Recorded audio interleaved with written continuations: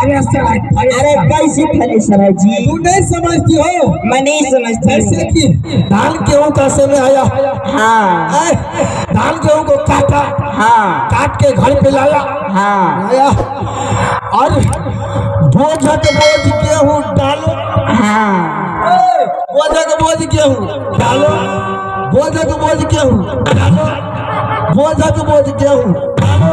अब पिछुआड़े से भूसी, आप समझती हो ना?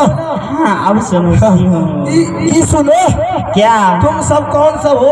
हम लोग 5 सखी लोग हैं। सखी हो कि पोसुआ खसी हो? अरे बेहुदा,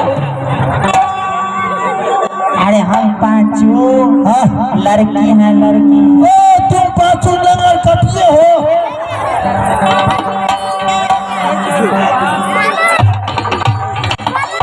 साल छोड़ी सब बिस्कुट भाग दिल के।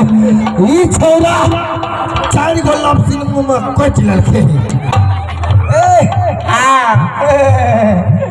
तुम सब का नाम क्या है? सबका नाम, मेरी नाम बता दूं? हाँ मेरी नाम, हाँ मेरी नाम हाँ क्या है? मेरी नाम है सिल्ला। सिल्ला हाँ हो गो हम चौकट का पिल्ला।